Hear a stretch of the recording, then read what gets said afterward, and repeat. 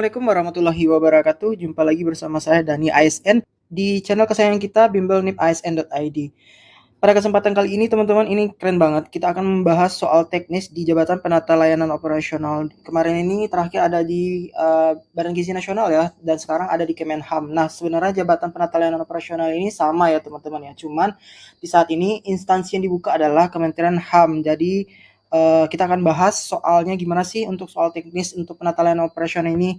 Nah, sebelum teman-teman kita lanjut membahas soal teknis penata layanan operasional, jangan lupa ya untuk follow TikTok dari bimbelnipasn.id dan berserta Instagramnya. Kemudian kalau misalkan teman-teman merasa channel ini bermanfaat di teman-teman, silakan teman-teman untuk subscribe ya channel YouTube kami di bimbelnipasn.id. Nah, untuk penata layanan operasional ini sendiri teman-teman bahwa memiliki definisi atau tugas konteks PLO. Nah, mungkin teman-teman belum pernah ada yang dengar ya penata layanan operasional itu apa sih pekerjaannya, atau teman-teman yang dari swasta itu apa sih penata layanan operasional. Nah, ruang lingkup untuk penata layanan operasional ini kita buka dulu teman-teman. Itu pertama adalah sebagai front office atau service delivery. Jadi, kalau PLO ini dia melayani pengguna layanan secara langsung, menangani keluhan awal, memastikan standar pelayanan yang terpenuhi. Kemudian kalau yang kedua ada back office operation, itu mengelola administrasi pendukung, tata naskah dinas, penginputan data layanan, pengelolaan arsip operasional. Nah, yang ketiga ada facility manajemen, memastikan sarana prasarana ketiga di area pelayanan fungsi dengan baik. Kemudian ada operational analyst, melakukan kajian terhadap hambatan teknis di lapangan atau memperbaiki SOP. Nah, mungkin itu adalah secara singkat pembukaan apa saja sih tugas dari atau konteks penata layanan operasional itu pekerjaannya mencakup apa saja. Nah, kalau misalkan pernyataan saya ini agak cukup kencang teman-teman, bisa silakan diulang kembali videonya karena di YouTube ada toolsnya ya, kita mengulang kembali video tersebut. Nah, pada sesi kali ini terus kita membahas soal teknis penata layanan operasional. Nah, dalam soal-soal ini nanti akan ke depan ada 10 soal ya, di mana 10 soal ini nanti juga akan ada PR untuk teman-teman kerjakan. Silahkan ya teman-teman. Jadi di dalam ini sudah termasuk di dalamnya ya, ada isu-isu kontemporer, kemudian dilema birokrasi, ada transisi digital, ada layanan inklusif, dan SOP target ya. Jadi sangat bervariasi sekali soal yang kami akan buat dan kita akan bedah di kesempatan kali ini teman-teman. Oke, di soal nomor 1 itu menjelang cuti bersama Idul Fitri, diprediksi akan terjadi lonjakan permohonan dokumen pengaduan kasus. Namun, jumlah pegawai yang mengajukan cuti juga meningkat. Bagaimanakah strategi perencanaan SDM yang paling efektif untuk menjaga standar layanan? Nah, oke. Buat teman-teman silakan di-pause dulu videonya dan silakan dijawab secara pribadi terlebih dahulu. Apa sih jawaban dari soal nomor 1 ini? Baik, kita bahas teman-teman. Jadi soal nomor 1 ini adalah menyusun rencana layanan operasional. Untuk penata layanan operasional memiliki 5 materi pokok ya teman-teman. 5 materi pokok yang memiliki artian di sini adalah batasan belajar teman-teman. Apa sih batasan belajar teman-teman untuk persiapan ujian CAT kompetensi teknis ini? Nah, ada 5. Yang pertama itu melakukan kajian awal terhadap permasalahan layanan operasional. Jadi kayak fokus pada identifikasi masalah, observasi lapangan atau pengumpulan data. Kemudian ada menyusun rencana layanan operasional. Kemudian ada juga yang ketiga itu menyiapkan bahan dan peralatan layanan operasional. Yang keempat juga kalau nggak salah itu pelaksanakan layanan operasional sesuai hasil kajian. Dan kelima, batasan untuk materi pokok penataan operasional itu adalah mengevaluasi pelaksanaan layanan operasional itu sendiri. Nah, di soal nomor 1 ini topiknya adalah menyusun rencana layanan operasional. Di sini ditanyakan bagaimana strategi perencanaan SDM yang paling efektif untuk menjaga standar layanan. Nah, untuk opsi A itu menolak semua permohonan cuti pegawai secara sepihak. Enggak ya teman-teman ya. Kalau yang B menerapkan sistem kuota cuti maksimal 30% per divisi dan memperlakukan jam lembur terjadwal bagi pegawai yang masuk dengan insentif tambahan, serta membuka layanan mandiri lebih luas. Nah, ini kunci jawabannya ada di B ya. SDM itu di masa puncak memang peak season ya istilahnya. Ada peak season memerlukan keseimbangan. Nah, pembatasan kuota cuti bukan pelanggaran total sih. Tapi kalau misalkan kita memberikan insentif lembur, itu adalah solusi operasional yang standar untuk menjaga ketersediaan petugas. Jadi kalau misalkan kita menggunakan yang kita lihat opsi yang lainnya ya, menutup pelayanan tetap muka selama seminggu penuh. Oh, jangan ya teman-teman ya, karena ini pelayanan teman-teman. Jadi kalau misalkan kita menjaga standar layanan, kalau misalkan ada orang yang butuh, publik butuh, masyarakat butuh, kita tutup selama seminggu, aduh bahaya ya. Terus kalau misalkan yang D itu menggunakan tenaga magang siswa sekolah untuk menggantikan petugas verifikator inti. Ini tidak boleh ya, karena menggantikan tugas inti verifikasi, bahaya banget. Jadi dia juga bukan ya. Kemudian mengurangi kuota antrian per hari menjadi setengahnya. Ini malah bahaya teman-teman. Enggak. Jadi jawabannya ada di B, karena bukan keseimbangan ya, pembatasan kuota cuti, jadi bukan pelanggaran total, dan insentif lembur adalah solusi operasional standar untuk menjaga ketersediaan petugas di pelayanan teman-teman. Kita lanjut ke nomor 2. Untuk yang nomor 2 ini lebih ke arsip digital ya. Jadi soal nomor 2 adalah kapasitas menyimpan server pusat data instansi hampir penuh. Anda diminta menyusun rencana kebijakan retensi data digital. Manakah strategi pengelolaan arsip digital yang paling efisien dan aman secara regulasi? Materi pokoknya menyusun rencana layanan operasional ya. Jadi silakan teman-teman di pause dulu videonya untuk dicari jawabannya. Oke, opsi A, menghapus semua data yang berumur lebih dari 1 tahun secara permanen. Kalau misalkan data itu masih ada yang penting dari bagian selama 1 tahun itu ya, yang berumur lebih dari 1 tahun itu gimana? Misalkan kita memiliki arsip memang penting dan kita sudah menghapusnya secara permanen, itu bahaya banget. Jadi yang A enggak juga ya teman-teman ya. Kemudian membeli hard disk eksternal murah dan menyimpannya di laci petugas. Waduh, ini penyimpanan server pusat ya, data instansi. Ini penyimpanan server pusat. Jadi kalau misalkan kita membeli hard disk eksternal yang murah lagi apalagi ya, dan menyimpannya di laci petugas, itu nggak safety banget. Jadi B juga bukan. Kemudian C, memindahkan data arsip inaktif jarang diakses ke media penyimpanan cloud storage atau tape backup yang lebih murah biaya perawatannya, namun tetap dapat dipulihkan jika dibutuhkan untuk audit. Oke, kita kunci dulu yang C ini penjelasannya, karena manajemen data tiering storage ini ya, data aktif disimpan di host storage atau SSD cepat atau mahal yang misalkan kita gunakan, data inaktif dipindahkan ke cold storage yang tape atau HDD lambat atau murah. Strategi pilihan yang tepat ya teman-teman ya. Jadi kita memilah skala prioritasnya, ini disimpan di mana, ini harusnya dipindahkan kemana gitu loh. Jadi jawabannya adalah di C. Kak, kenapa nggak di D dan di E? Jadi kalau misalkan yang di D itu mengubah semua format file menjadi teks agar ukurannya kecil. Ini tidak semua data itu yang sama atau seragam ya teman-teman, juga bukan ya. E, meminta pengguna layanan menyimpan datanya sendiri. Waduh, ini self service banget ya, cuman nggak semua pengguna atau user itu yang paham dengan digital, arsip digital ya teman-teman. Ada juga bingung, ini kenapa nggak bisa dimasukkan, ini kenapa penuh datanya, ini kenapa nggak bisa masuk. Nah, berbagai problematika akan terjadi. Jadi jawabannya yang di C ya teman-teman. Oh ya, kalau untuk menjawab hal teknis penata layanan operasional ini, jadi ketentuannya adalah jika teman-teman menjawab benar itu nilai poinnya 5, kalau misalkan salah itu poinnya 0. Kalau nggak menjawab juga poinnya akan 0 ya teman-teman. Jadi usahakan tetap menjawab dengan semaksimal mungkin. Kita lanjut ke soal nomor 3. Silakan dijawab terlebih dahulu dan temukan jawabannya. Clue-nya di soal nomor 3 ini adalah evaluasi dan pelaporan layanan. Soalnya adalah sebuah printer rusak berat dan biaya perbaikannya lebih mahal daripada harga beli baru. Printer tersebut sudah dicatat dalam daftar barang rusak berat. Langkah administrasi selanjutnya untuk mengeluarkan barang tersebut dari neraca aset adalah, ini kata kuncinya adalah barang itu rusak berat, teman-teman. Ini konteksnya adalah penghapusan barang milik negara ya, BMN. Tapi apa sih langkah yang paling tepat yang harus kita lakukan sebagai penata layanan operasional? Nah, yang A, dijual ke tukang loak lalu uangnya diambil. Dijual ke tukang loak lalu uangnya diambil. Terus diambil buat pribadi maksudnya? Enggak ya, teman-teman. Dibuang ke sungai. Malah lebih parah nih, mengakibatkan banjir. Enggak juga ya. C, mengusahakan penghapusan aset sesuai prosedur penilaian, lelang atau pemusnahan, penerbitan SK penghapusan. Nah, yang C ini siklus aset BMN ya, yang saya sebutkan tadi, penghapusan barang milik negara. Jadi barang rusak berat yang tidak ekonomis lagi harus diproses penghapusan. Jadi secara legal agar tidak membebani catatan akuntansi ya dan ruang penyimpanannya ada di kantor. Jawabannya ada di C. Kalau dihibahkan D kepada keluarga pegawai, ini estafet jadinya enggak ya, atau dinasti barang enggak juga teman-teman. Kemudian disimpan di gudang selamanya. Kalau gudangnya besar, sebesar lapang bola, tapi ini juga akan jadi bom waktu juga, akan penuh pada suatu waktu teman. Jadi jawaban E bukan juga. Benar itu ada di C teman-teman. Kita lanjut ke soal nomor 4. Ini masih pada melek ya matanya ya, masih pada mendengarkan ocehan saya untuk ocehan untuk membahas soal-soal penata layanan operasional ini. Teman-teman aman ya kalau misalkan kita berusaha atau berjuang untuk menjadi pejuang ASN, memang kewajiban kita adalah belajar karena tujuan kita adalah menjadi abdi negara. Belajar ada kewajiban, tujuan kita adalah abdi negara. Asik. Oke, soal nomor 4. Oke, soal nomor 4 ini silakan teman-teman kerjakan terlebih dahulu dan di pause videonya. Apa sih jawaban dari nomor 4 ini?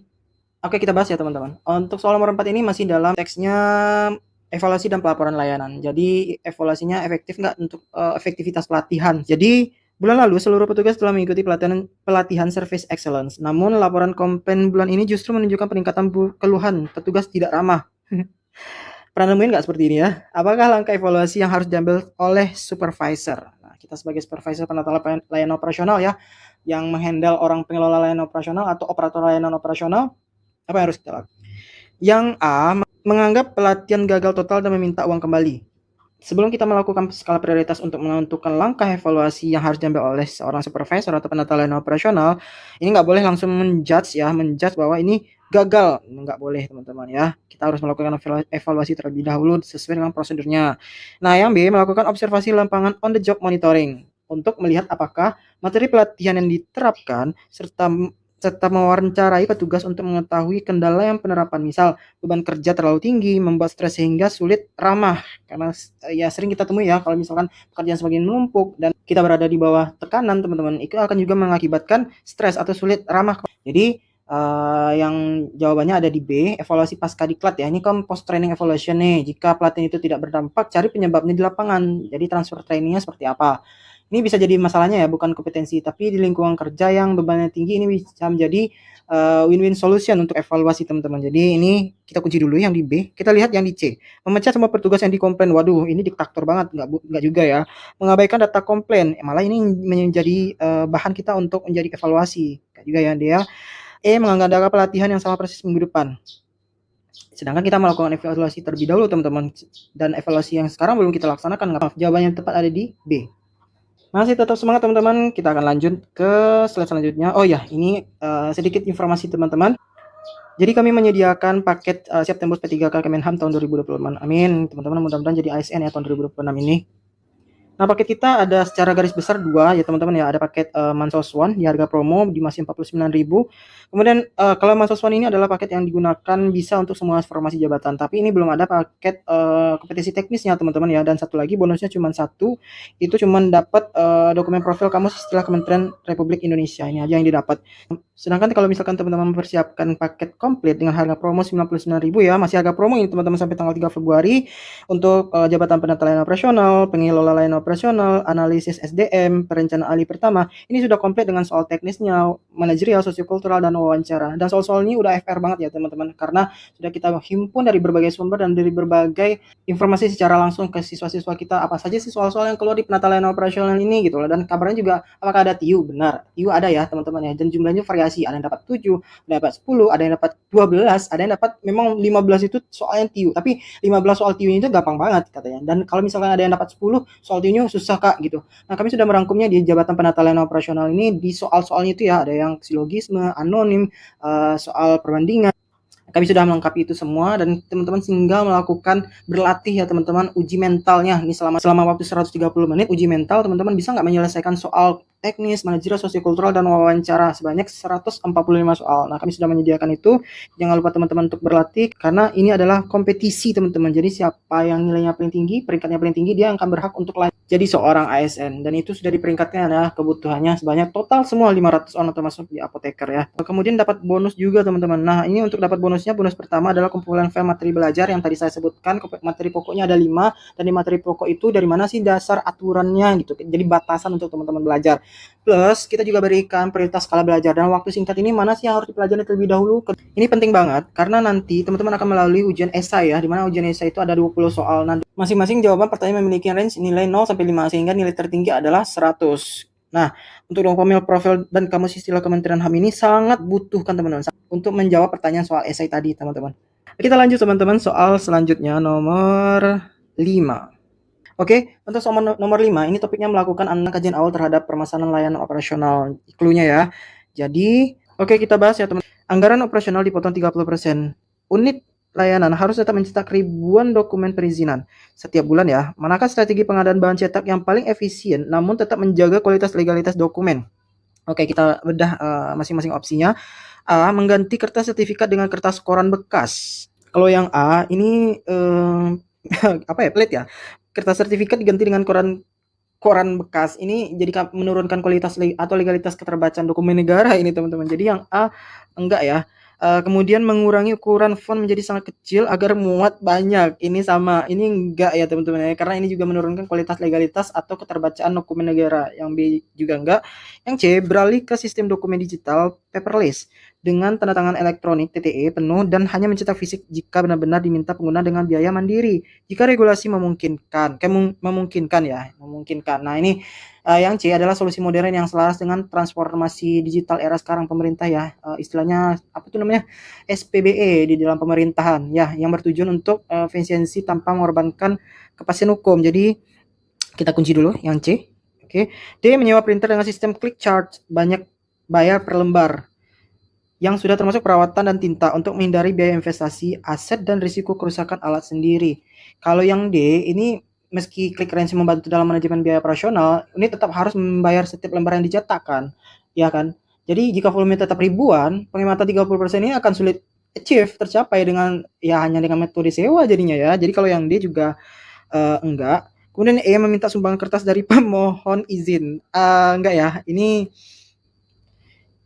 kita jadi kayak apa ya, bentuk sosial jadinya teman-teman. Padahal ini adalah unit layanan yang harus mencetak ribuan dokumen perizinan setiap bulan. Jadi yang E juga enggak. Oke, jawaban yang benar ada di C.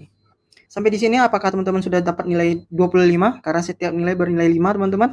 Oke, kalau misalkan yang udah dapat nilai 5, selamat teman-teman ya. Kita akan menempuh soal selanjutnya. Ada 5 soal selanjutnya. Masih siap ya? Oke, soal nomor 6.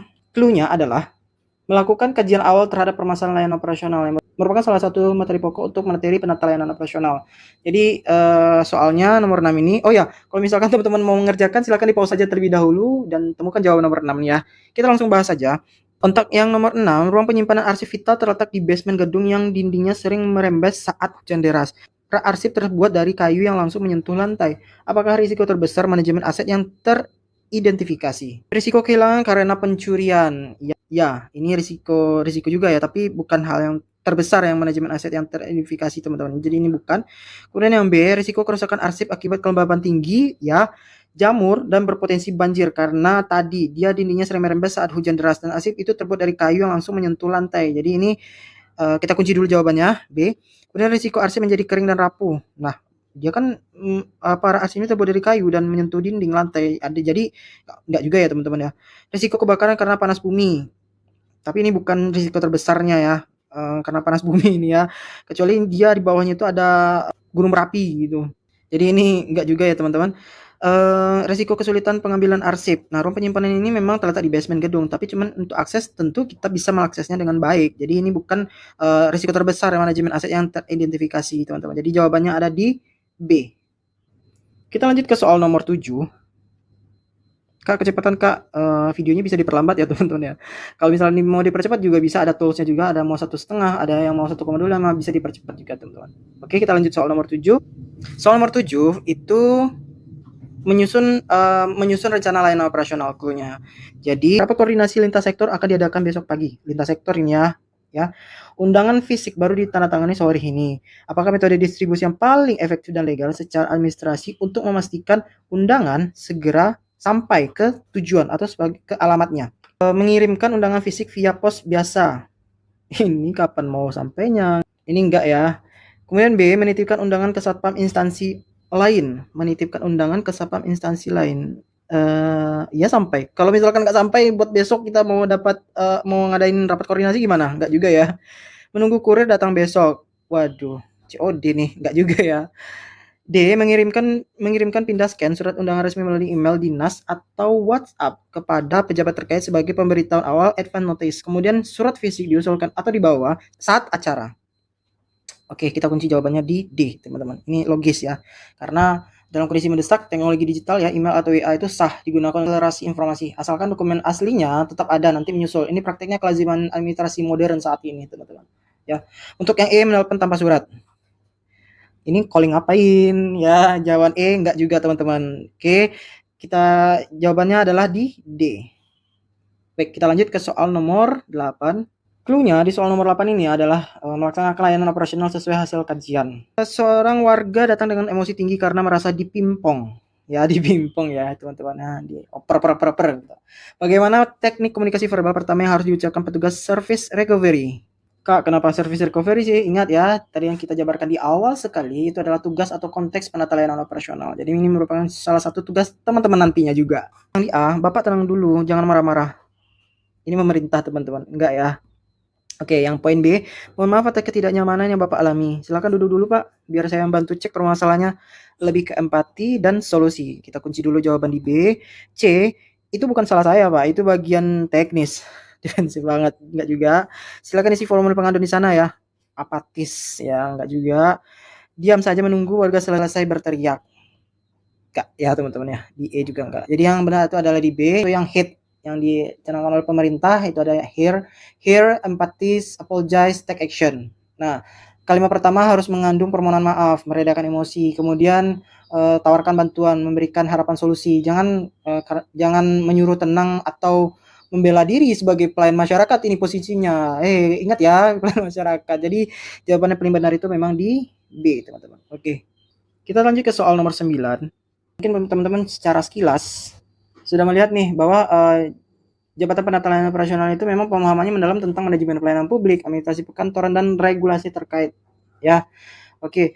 Ini nomor 9, melaksanakan layanan operasional sesuai hasil kajian.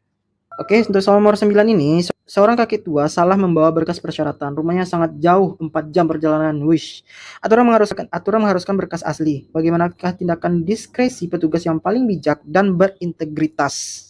Oke, kita akan membedah masing-masing opsi dan kita di sini udah memfilter ya. Yang A, meloloskan berkas apa adanya. Ini melanggar aturan, enggak ya teman-teman. Kemudian B, menyuruh kakek pulang mengambil berkas. Ini benar ya, tidak kaku dan tidak humanis karena 4 jam loh perjalanannya. Mungkin loh kawan. Ini seorang kakek tua ini. Kemudian yang di C, menolak berkas dengan kasar. Waduh, seorang pelayan publik menjawabnya dengan kasar, enggak juga.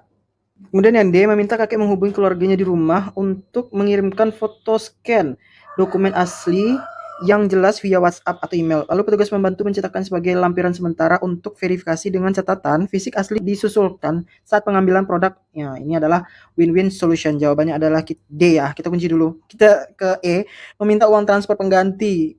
Meminta uang transfer pengganti. Enggak juga teman-teman ya. Jadi benar ya, jawabannya ada di D. Kita lanjut ke soal nomor 10. Nah, untuk soal nomor 10 ini adalah PR buat teman-teman. Silahkan dijawab di kolom komentar ya teman-teman ya. Cluenya untuk soal nomor 10 ini adalah menyusun rencana layanan operasional. Jadi ini konteksnya strategi penanganan bencana BCP. Nah, silahkan dijawab teman-teman. Mana sih poin 5 di nomor 10 ini? Apakah di A atau di E teman-teman? Silahkan dijawab di kolom komentar. Dari soal nomor 1 sampai nomor 9 tadi ada teman-teman yang sudah dapat nilai poinnya 45.